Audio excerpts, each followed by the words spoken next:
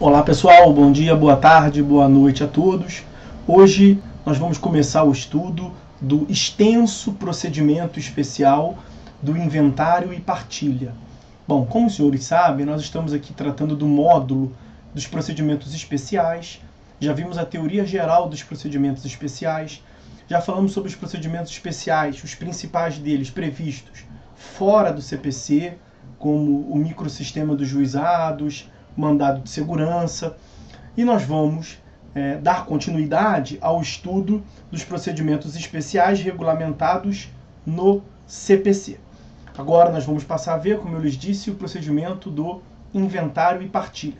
Serão vários vídeos, uma série de vídeos para tratar desse procedimento que, como eu lhes disse, ele é bastante extenso. A finalidade desse vídeo de hoje é lhes apresentar uma pequena introdução, noções gerais, considerações introdutórias mesmo, sobre o procedimento do inventário e partilha. É um procedimento bastante robusto, com várias fases, mas vamos vencer cada uma delas aqui. Bom, o inventário e partilha está previsto aí no capítulo 6º do Código de Processo Civil de 2015, a partir do artigo 610. O procedimento vai do artigo 610 ao artigo 673 do CPC. 610 a 673 do CPC. Vejam que o legislador dedicou bastante dispositivos a esse procedimento. Também no Código Civil, nós temos disposições sobre o inventário e partilha, aquelas normas heterotópicas, previstas no Código Civil, mas que visam regulamentar questões procedimentais. Então, são normas processuais previstas no Código Civil. A partir do artigo 1991, veja aí, título 4º do inventário e da partilha, vai do artigo 1991 ao artigo 2027 do Código Civil. Então, 610 a 673 do Código de Processo Civil, 1991 a 2027 do Código Civil, ok? A finalidade desse procedimento do inventário e partilha é servir de instrumento à definição do direito sucessório em juízo. O direito sucessório aqui é direito material puro e simples, ok? Direito material. O direito sucessório está previsto no livro 5º do Código Civil. Código Civil, vejam aí, ó, do direito das sucessões. Vai do artigo 1784 a 1990, exatamente um antes do início daquelas normas heterotópicas que eu mencionei ainda há pouco, lá do 1991 do Código Civil. Então, o direito sucessório, que eu não me proponho aqui a tratar com os senhores de modo pormenorizado, não é essa a ideia, nós vamos aqui tratar de anotações de processo civil, Mas, pela instrumentalidade do processo, evidentemente o direito civil influencia muito no direito processual civil. Esse procedimento fica ainda mais claro. O inventário e partilha, como eu lhes disse, ele tem a finalidade de servir como um instrumento de definição do direito sucessório em juízo, em concreto. Então, artigo 1784 a artigo 1990 do Código Civil. Percebam? Perfeito? Está aí, ó. Do direito das sucessões, da sucessão em geral, disposições gerais, começa no 1784 do Código Civil. Essa finalidade de servir de instrumento para a definição do direito sucessório em juízo, no procedimento do inventário e partilha, se dá basicamente com duas grandes partes, que estão no nome, inclusive, o inventário e a partilha dos bens. Então, de início, a função do procedimento do inventário e partilha é inventariar, arrolar, trazer à colação os bens pertencentes ao autor da herança, sejam esses bens móveis, imóveis, créditos futuros, tudo quanto é sorte, tudo quanto é tipo de bens, nós vamos inventariar, fazer um inventário. Às vezes você está na sua empresa aí, e vem lá o momento em que o RH ou que o setor patrimonial pede para que se faça o inventário dos bens. O inventário é você arrolar, você colocar um rol de quais bens se titularizam. Essa é a primeira parte, a do inventário. A segunda parte consiste na partilha, na divisão. Então, depois de ter inventariado quais bens pertenciam ao autor da herança, nós vamos partilhar entre os seus sucessores, daí direito sucessório, entre os sucessores que serão habilitados nesse procedimento, serão partilhados, portanto, entre os sucessores os bens do de cujos, os bens do autor da herança. Essa é a fase, a etapa da partilha dos bens. Percebam que eu falei aqui que a finalidade é inventariar os bens do autor da herança. A segunda finalidade, a segunda parte, é a partilha dos bens do de cujos. Autor da herança, de cujos, é sinônimo, na verdade. São termos sinônimos. É que você pode se referir, né, ao morto, ao falecido, como autor da herança ou de cujos. Ok? Bom, o direito sucessório, como eu lhes disse, ele exerce inegável e fortíssima influência no inventário e partilha. Eu vou lhes trazer aqui algumas considerações muito amplas e gerais que dizem respeito ao procedimento em si. Acabei de falar que são sinônimas as expressões, os termos, na verdade, os termos de cujos e autor da herança. Significa o morto, se referem à pessoa que faleceu. No Código Civil, nós temos a previsão do artigo 6º do Código Civil. Artigo 6º. A existência da pessoa natural termina com a morte. A segunda parte ali trata da presunção. Então você vai presumir a morte quanto aos ausentes, nos casos em que a lei autorizar a abertura da sucessão definitiva. Vamos ficar com a parte inicial. A existência da pessoa natural termina com a morte.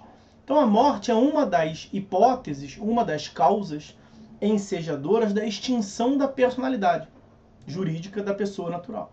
E aí, vejam, os bens que em vida aquela pessoa natural titularizava, com a sua morte, ela perde a personalidade jurídica, ela deixa de existir. Como é que os bens continuarão sendo titularizados por ela? Não tem como, não tem mais a titularidade de alguém que não existe. E aí, para evitar uma enorme insegurança jurídica, consistente no fato de que na sociedade hajam bens sem dono, né? Já pensou? É do primeiro que pegar. Imagina a insegurança jurídica, social, econômica que teria em relação a isso. Então o direito teve que criar uma solução, teve que estabelecer uma regulamentação de como é que se dá essa transferência. Como que os bens titularizados em vida pela pessoa que veio a falecer e juridicamente não existe mais, a extinção da personalidade jurídica, como é que esses bens passarão a pertencer, serão transferidos para o patrimônio jurídico dos seus sucessores. Se não houvesse essa regulamentação, e ela há, nós vimos, existe lá no direito sucessório e no inventário e partilha, se não houvesse, nós teríamos uma enorme indefinição e, consequentemente, uma indesejável insegurança jurídica. Ok? Um outro dispositivo interessante, relevantíssimo no direito sucessório é o que consta do 1784 do Código Civil, que é o que inaugura lá o capítulo, o livro do direito das sucessões. Olha o artigo 1784 do Código Civil. Aberta a sucessão, e a abertura da sucessão se dá com a morte, ok? Como nós acabamos de ver. Os bens titularizados pela pessoa que faleceu, ele não pode mais ser por ele titularizado porque ele não existe mais. Aí vai abrir a sucessão, que é essa preocupação com a transferência da titularidade, ok? Então, aberta a sucessão, a herança transmite desde logo aos herdeiros legítimos e testamentários. O que nos interessa aqui é essa ideia de que a transmissão se dá desde logo. Esse artigo 1784, ele representa o chamado princípio da Saisine. O princípio da Saisine, que é oriundo do direito francês, ele justamente exprime essa ideia de que os bens do falecido, do autor da herança, do de cujos, eles são imediatamente e automaticamente transferidos para os seus herdeiros legítimos e testamentários. Então, Então veja, a transferência da titularidade se dá de modo automático e imediato. O que acontece é o seguinte, no mais das vezes, o autor da herança, o de cujos, o falecido, a pessoa que morreu, que, portanto, extinguiu a sua personalidade jurídica, ela possui uma pluralidade de herdeiros. Mais de um. Ela tem mais de um bem e ela tem mais de um herdeiro.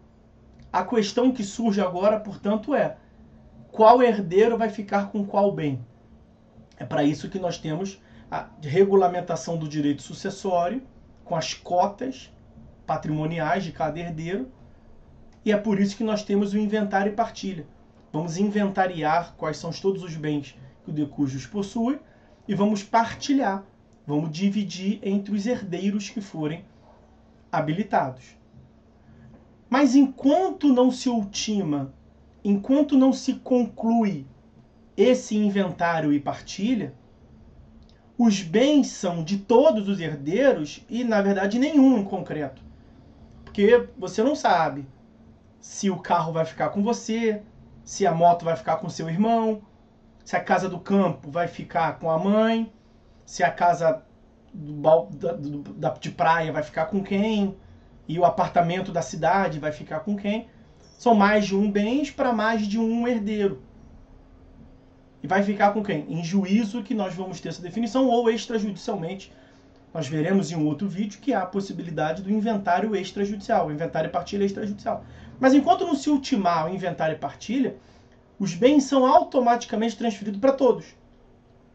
Mas em concreto não é de nenhum. Você não pode dizer, a casa é minha.